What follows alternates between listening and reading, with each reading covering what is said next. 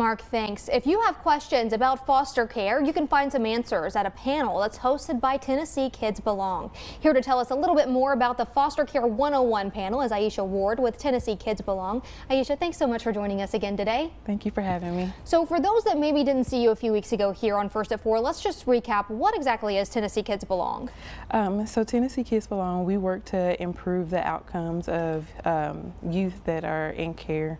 And we do that by, with the panel, we help recruit foster families. We find support for foster families, and then we just engage and educate the community to prevent burnout from families and to also create space so that the voices of the kids can be heard. And I know that you recently held a panel here in the Tri-Cities. How did that go, and what were some of the outcomes from that? Yeah, it was great. We had a room full of people that were super excited to get information to start their journey, and we're looking forward to see what comes of that. We had a former foster youth on the panel, and one of the things that she said that really just hit people, it seems simple, but younger people often simplify things for us, but I asked her, what would you tell somebody that was on the fence about fostering? And she said, if you have the ability to help somebody, just do it. Yeah, absolutely. Like you said, it seems so simple, but it is truly life-changing for some of these kids. Let's talk a little bit about some of those stories that you kind of just alluded to right there. Some of the children that we serve, we meet with children all across the state that are looking for forever homes or even temporary homes. And so one of them is in the videos that we're able to show.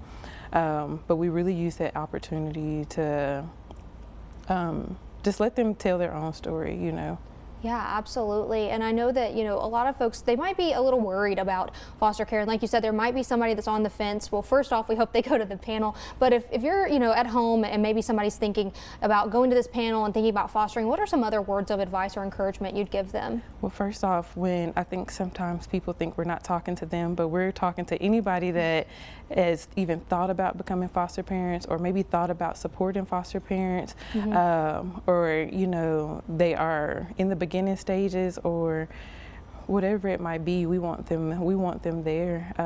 We understand that becoming a foster parent is a big undertaking, and these panels are a great place to ask the hard questions. Can I foster if I'm single? How will this impact my biological children? What if my spouse isn't on board? Or what if I get too attached? How do I say goodbye? All of those questions. And let's talk a little bit about, this panel. I know, you said right now the need is so great, and that's what the goal of these panels is. So let's talk a little bit about how great that need is right now. Across the state of Tennessee, there are 9,000 children in care, and there are about a little over 400 in the Tri-Cities, the Northeast region. And so we constantly need families, and sometimes the numbers, we might think, oh, if we just get to 400 or 9,000, that's not really the case. But additional to foster families, we need people that are going to support the foster families. And so we have been able we're going to bring in partners in the community that also work in the foster care community that's going to be at this panel. And so even if people are just finding other ways to get involved, we also need those people as well. Absolutely. Well, Aisha, thank you so much for joining us today to talk about this important cause. And again, Tennessee Kids Belongs, the next foster care panel is happening next week. That's December 6th. It's happening in Johnson City. The panel starts at 5:30 and should wrap up around 7. It's happening at the Heritage Baptist Church on John Exum Parkway, and I'm told there will be childcare and refreshments available.